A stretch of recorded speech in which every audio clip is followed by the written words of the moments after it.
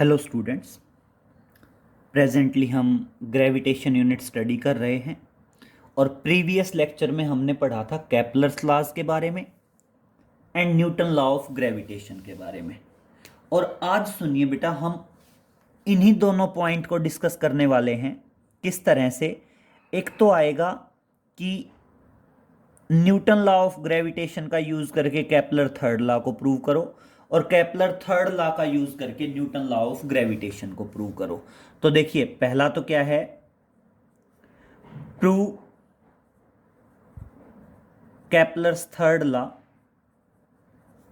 Prove Kepler's third law by using Newton's law of gravitation। Newton's law of gravitation. बेटा पहला तो क्या है कि केपलर्स थर्ड लॉ को प्रूव करना है। किसको प्रूव करना है? केपलर्स थर्ड लॉ को प्रूव करना है। और किसका यूज करके प्रूव करना है? न्यूटन लॉ ऑफ ग्रेविटेशन का यूज करके प्रूव करना है। और दूसरा क्या है बेटा? सेकंड है prove Newton's law of gravitation. Prove Newton's law of gravitation by using Kepler's law। by using Kepler's law। Clear बेटा? by using Kepler's third law. तो देखिए, दोनों ही टॉपिक एक दूसरे के जस्ट अपोजिट कह सकते हैं। एक बार तो न्यूटन लॉ ऑफ ग्रेविटेशन को प्रूव करना है केपलर थर्ड लॉ का यूज करके, और एक बार क्या है बेटा, केपलर थर्ड लॉ को प्रूव करना है by using the Newton law of gravitation. बेटा दोनों में जो सिनेरियो है वो लगभग सेम रहेगा। हम ये मानेंगे कि अर्थ है और अर्थ का मास है small m, which is revolving around the sun of mass capital M। आप ये मान लीजिए भाई, अर्थ का मास स्मॉल m है और वो रिवॉल्व कर रही है around the son of mass capital M। और बेटा जिस सर्कुलर ऑर्बिट पे घूम रही है उस सर्कुलर ऑर्बिट का रेडियस क्या मान लीजिए? रेडियस मान लीजिए r। भाई रेडियस सेंटर से होगा, जो सेंटर से रेडियस है सर्कुलर ऑर्बिट का, वो सर्कुलर ऑर्बिट का रेडियस क्या मान लीजिए? r मान लीजिए। क्लियर? तो सबसे पहली बात, हमने न्यूटन लॉ ऑफ ग्रेविटेशन का यूज करना है। तो देखना, now earth is revolving, earth is revolving around the sun, therefore centripetal force, आपका जो सेंट्रीपिटल फोर्स है वो सेंट्रीपिटल फोर्स किसके बराबर होगा बेटा? जो बॉडी रिवॉल्व कर रही है उसका मास, रिवॉल्व करने वाली बॉडी की वेलोसिटी, और upon radius of the circular orbit. Clear? And बेटा ये जो सेंट्रीपिटल फोर्स है ये किसके बराबर होगा? न्यूटन लॉ ऑफ ग्रेविटेशन से मिलने वाले फोर्स के बराबर होगा। और हमने न्यूटन लॉ ऑफ ग्रेविटेशन का ही यूज करना है। और आप क्या बताओगे? तो देखना, according to Newton law of gravitation, according to Newton's law of gravitation, हम बात करते हैं न्यूटन्स लॉ ऑफ ग्रेविटेशन की। और न्यूटन्स लॉ ऑफ ग्रेविटेशन के अकॉर्डिंग ग्रेविटेशनल फोर्स के किसके बराबर होगा? Universal gravitational constant, mass of first body and mass of second body, and upon क्या आ जाएगा? Square of the distance between these two bodies. दोनों को कंपेयर कर दें। और बेटा इसी न्यूटन लॉ ऑफ ग्रेविटेशन की वजह से अर्थ चारों तरफ रिवॉल्व कर रही थी, और इसका मतलब आपका ग्रेविटेशनल फोर्स किसके बराबर होगा? सेंट्रीपिटल फोर्स के बराबर होगा। और ग्रेविटेशनल फोर्स क्या होगा? That is GMM by r square is equal to M V square by R. Clear. अब एक m से एक m कैंसिल हो जाएगा, एक r से एक r कैंसिल हो जाएगा, और यहाँ पे सिंपल सिंपल वैल्यू आ जाएगी वेलोसिटी की। तो देखिए यहाँ पे क्या आ जाएगा, एक m से एक m कैंसिल, एक r से एक r कैंसिल, और क्या आ गया, therefore v square is equal to gm by R. इस तरह से v स्क्वेयर किसके बराबर आ गया बेटा, v स्क्वेयर बराबर आ गया gm बाई आर। और अब देखना वेलोसिटी ऑफ द प्लेनेट क्या होगी, वेलोसिटी ऑफ द प्लेनेट या वेलोसिटी ऑफ अर्थ, जो भी कहना चाहो बेटा। वेलोसिटी हमेशा क्या होती है, डिस्टेंस अपॉन टाइम पीरियड। तो देखिए एक कंप्लीट चक्कर कवर करने का डिस्टेंस क्या होगा, 2 पाई आर, और कंप्लीट चक्कर का टाइम पीरियड क्या मान लें, t। और अब देखना इक्वेशन 3 क्या बन जाएगी, देयरफॉर इक्वेशन 3 बिकम्स, और इस तरह से देखेंगे इक्वेशन 3 क्या बन जाएगी, इक्वेशन 3 में v स्क्वेयर की वैल्यू रख दो, एंड क्या आ जाएगी, v स्क्वेयर की वैल्यू रखते ही क्या आ जाएगा, that is 4 pi square r square over T square is equal to gm by R. और अब क्लियर करिए, यहां पे टी स्क्वेयर इधर पहुंचा दीजिए, बाकी सब कुछ इधर पहुंचा दीजिए, और ऑटोमेटिक क्या आ जाएगा, T square is equal to किसके इक्वल टू आ गया बेटा, 4 पाई स्क्वेयर ओवर gm और इंटू आर क्यूब। और बेटा देखना 4 कांस्टेंट है, पाई कांस्टेंट है, g ऑलरेडी कांस्टेंट है, यूनिवर्सल ग्रेविटेशनल कांस्टेंट, और m क्या है, मास ऑफ द सन है। और देखना इसका मतलब क्या आ गया, T square is directly proportional to R cube, and this is Kepler's third law. ये क्या है आपका, केपलर्स थर्ड लॉ है। क्लियर, प्रूव हो गया हमारा केपलर्स थर्ड लॉ। और इसी तरह जैसे हमने Newton law of gravitation use किया, इसी तरह हमने इस बार केपलर लॉ को यूज, मतलब न्यूटन लॉ ऑफ ग्रेविटेशन को प्रूव करना है, लेकिन यूज क्या करना है, केपलर्स लॉ यूज करना है। सेम क्राइटेरिया चलेगा। मान लीजिए अर्थ है और अर्थ का मास है small m, it is revolving around the son of mass capital M। और मान लीजिए किसके चारों तरफ रिवॉल्व कर रही है, सन के चारों तरफ रिवॉल्व कर रही है, और पाथ का रेडियस है r। तो क्या है, now earth is revolving around the sun, now earth is revolving around the sun. बेटा अर्थ क्या है, सन के चारों तरफ रिवॉल्व कर रही है, इसका मतलब जो सेंट्रीपिटल फोर्स है बेटा, वो सेंट्रीपिटल फोर्स किसके बराबर होगा, सेंट्रीपिटल फोर्स सेम वही सिचुएशन, जो बॉडी रिवॉल्व करेगी उसका मास, उसकी वेलोसिटी का स्क्वायर, और अपॉन क्या आ जाएगा, रेडियस आ जाएगा। क्लियर, इसको मार्क करेंगे इक्वेशन 1। और बेटा इस बार यूज करेंगे हम केपलर्स थर्ड लॉ। किसका यूज करेंगे, केपलर्स थर्ड लॉ का यूज करेंगे। और केपलर्स थर्ड लॉ का यूज करते हुए हम सीधा सीधा किस पे आएंगे, सेम हम यही वेलोसिटी वाला फॉर्मूला यूज करेंगे, that is velocity of earth. Velocity of earth v किसके बराबर होगी बेटा, v बराबर होगी 2 पाई r बाई टी। भाई कंप्लीट एक चक्कर का डिस्टेंस 2 पाई आर, और उसको टाइम पीरियड से डिवाइड कर दिया जाए, डिस्टेंस को टाइम पीरियड से डिवाइड किए तो वेलोसिटी आएगी। और देखना देयरफॉर इक्वेशन 1 बिकम्स, और इस तरह से देखिए इक्वेशन 1 क्या बन जाएगी, f is equal to m by R, और v स्क्वेयर है, v स्क्वेयर का मतलब क्या आ गया, 4 pi square r square over T square, over क्या आ गया बेटा, टी स्क्वेयर आ गया। और अब देखिए, अब केपलर्स थर्ड लॉ का यूज कर रहा हूं मैं। अकॉर्डिंग टू, इसको इक्वेशन 2 मार्क कर दीजिए, according to Kepler's third law. बेटा केपलर्स थर्ड लॉ क्या कहता है? T square is directly proportional to R cube. T square is equal to proportionality constant in the R cube, और यहां पे टी स्क्वेयर की वैल्यू रखो।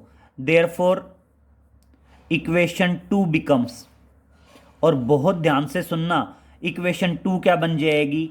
F is equal to M by R into 4 pi square R square over क्या आ जाएगा बेटा? के आर क्यूब आ जाएगा।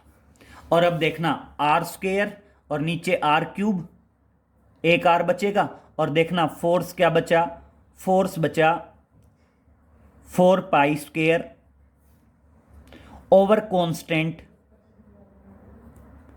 ओवर कांस्टेंट, और साथ में क्या आ गया? एम, और आर नीचे क्या आ गया? आर स्क्वेयर आ गया। और अब समझिए, एक बार इस पोर्शन को देखिए, आपने 4 पाई स्क्वेयर ओवर जीएम को कांस्टेंट माना है। अगर मैं कांस्टेंट को नीचे पहुंचा दूं, जीएम को इधर पहुंचा दूं, तो 4 पाई स्क्वेयर ओवर कांस्टेंट किसके बराबर होगा? जीएम के। और यही तो है, 4 पाई स्क्वेयर ओवर कांस्टेंट किसके बराबर हो जाएगा? ये बराबर हो जाएगा जीएम के, और इनटू एम है ही, और क्या आ जाएगा? R square. और ये क्या है? That is Newton's law of gravitation, that is Newton's law of gravitation. Clear? ये आपका आ गया न्यूटन्स लॉ ऑफ ग्रेविटेशन। तो इस तरह से देखिए, दोनों हैं। न्यूटन लॉ ऑफ ग्रेविटेशन का यूज करके केपलर लॉ को प्रूव किया है, और केपलर लॉ का यूज करके न्यूटन लॉ ऑफ ग्रेविटेशन को प्रूव किया है। क्लियर? अब आगे चलते हैं बेटा, Newton law of gravitation in vector form. तो देखिए, नेक्स्ट है आपका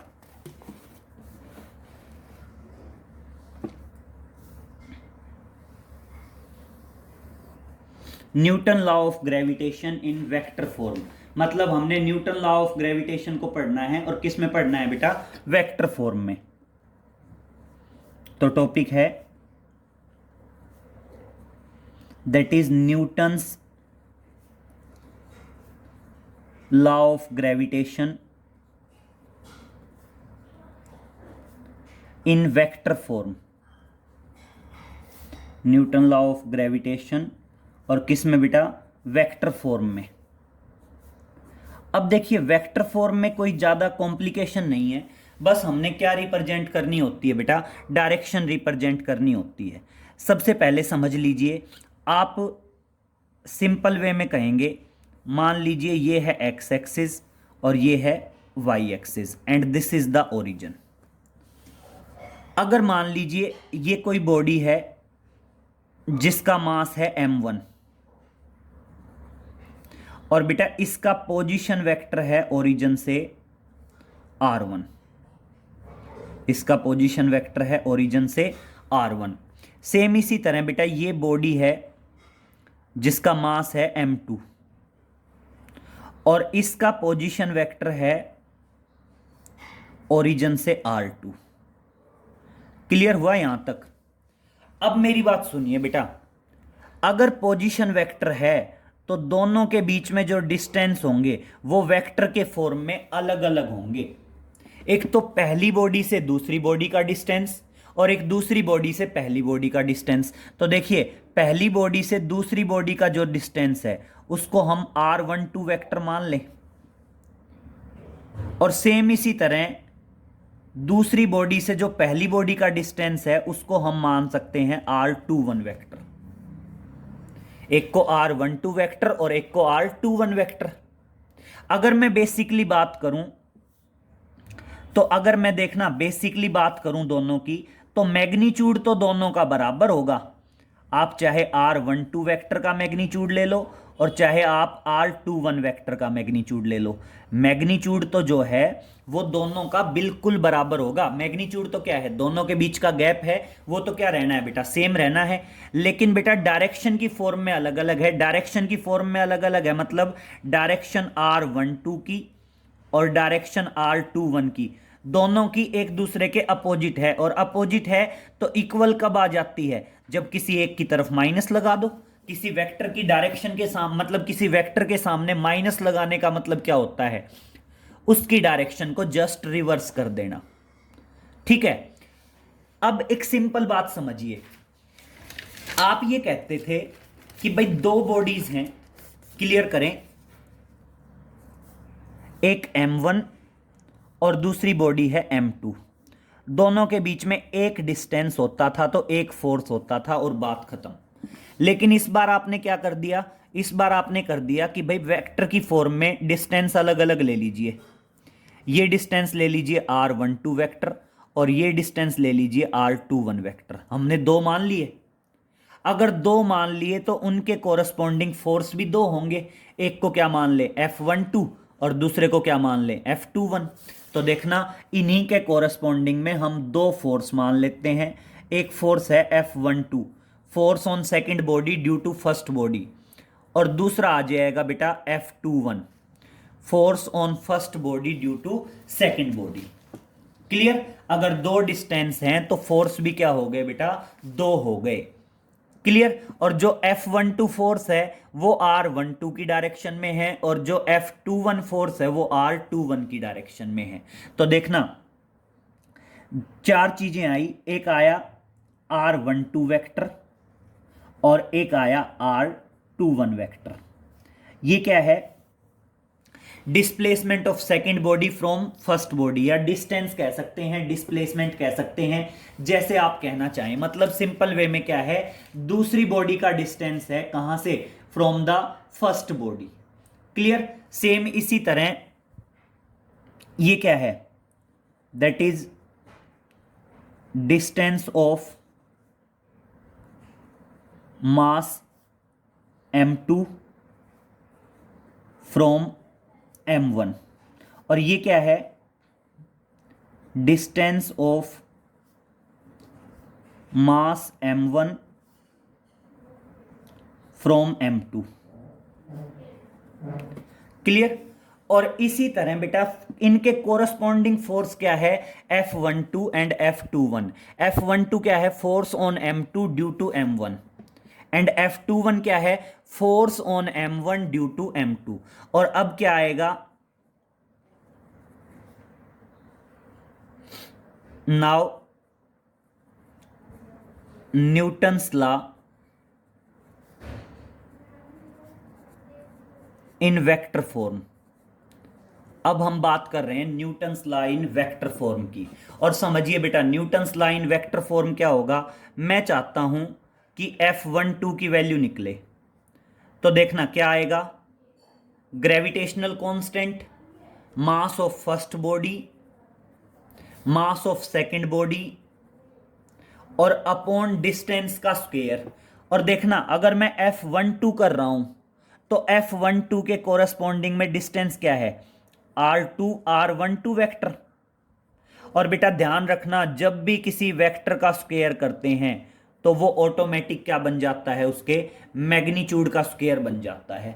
तो हम फोर्स 12 निकाल रहे थे, फोर्स 12 के रेस्पेक्ट में डिस्टेंस था R12 वेक्टर का स्क्वायर किया तो वो मैग्नीट्यूड का स्क्वायर हो गया।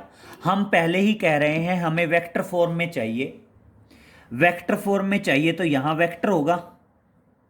दूसरी बात, G B constant, M1 M2 भी कॉन्स्टेंट, मास है, स्केलर है, और ये भी स्केलर आ गया। वेक्टर आया कहां, वेक्टर का मतलब डायरेक्शन होनी चाहिए। और बेटा F12 की डायरेक्शन कौन सी है, F12 की डायरेक्शन है R12 वाली, और इसलिए मैं साथ में डायरेक्शन लगा दूंगा R12। सेम है। फिर इसी तरह अब मेरे को जरा आप F21 बताओ।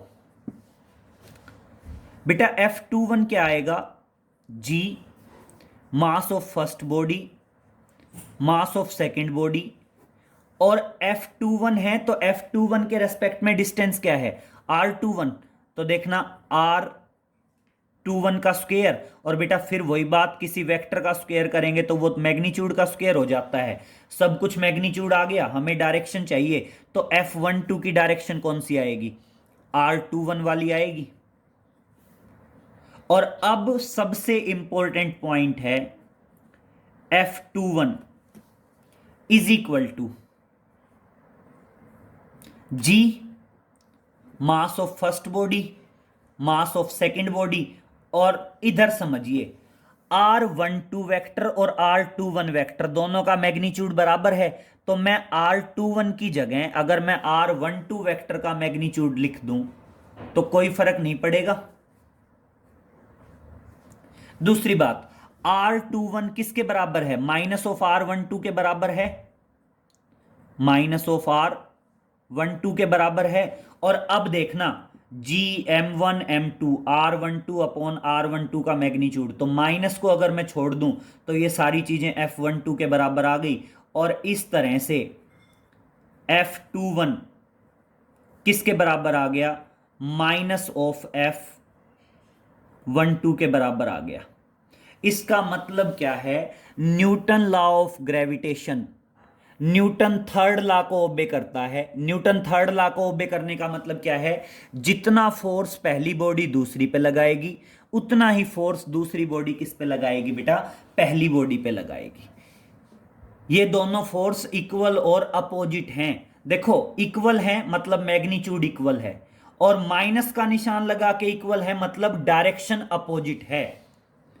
ठीक है ना? तो इसलिए हम कहते हैं Newton law of gravitation Newton third law को ओबे करता है। जितना फोर्स पहली बॉडी दूसरी पे लगाएगी उतना ही फोर्स दूसरी बॉडी पहली बॉडी पे लगाएगी, but in opposite direction. But किस में बेटा? अपोजिट डायरेक्शन में। नेक्स्ट आता है बेटा Newton law of gravitation, vector form हो गया। अब इसी का आता है सुपरपोजिशन प्रिंसिपल। तो देखिए नेक्स्ट है, that is superposition principle,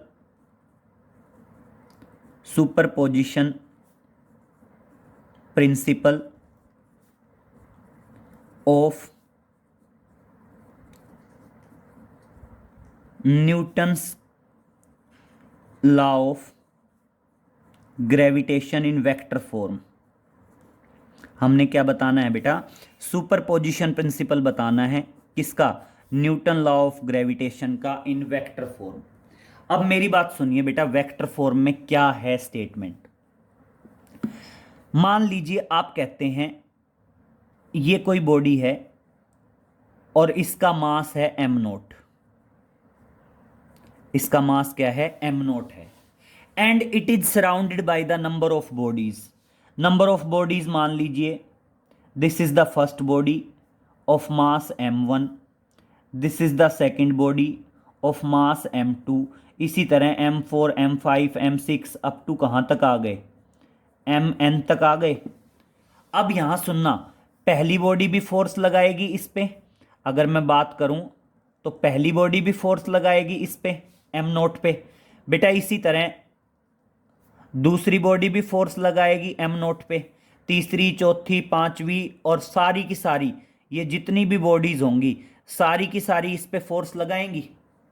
पहली बॉडी का फोर्स मान लीजिए F01, दूसरी बॉडी का फोर्स मान लीजिए F02, F03, 04, 05 अप टू कहां तक? 0n तक। और बेटा फोर्स एक वेक्टर क्वांटिटी होती है, इसलिए जो नेट फोर्स होगा m0 पे वो नेट फोर्स किसके बराबर होगा? सारे के सारे फोर्सेस जो हैं उन सब का हम वेक्टर सम कर देंगे। एक होता है सम और एक होता है वेक्टर सम। वेक्टर सम का मतलब क्या होता है? वेक्टर क्वांटिटीज का रिजल्टेंट, और वेक्टर क्वांटिटीज का रिजल्टेंट निकालते वक्त बेटा डायरेक्शन भी इंक्लूड होती है। तो देखिए सुपरपोजिशन प्रिंसिपल की स्टेटमेंट क्या आएगी? द नेट फोर्स या the resultant force on A body due to number of bodies is equal to vector sum of force of indivisible body in that group। तो देखिए क्या बताएगा? according to this law, according to this law या this principle the net gravitational force on a body, the net gravitational force, the net gravitational force on a body due to number of bodies, due to number of bodies। अब मेरी बात सुनिए बेटा, F क्या है? Gravitational force है। किसके ऊपर है? एम नॉट के ऊपर। और ये क्या है? टोटल ग्रेविटेशनल फोर्स है। किसकी वजह से? ये जितनी भी बॉडीज प्रेजेंट हैं चारों तरफ। तो क्या आया? According to this the net gravitational force on a body due to number of bodies is equal to किसके इक्वल टू बेटा? Vector sum. किसका vector sum? Vector sum of gravitational force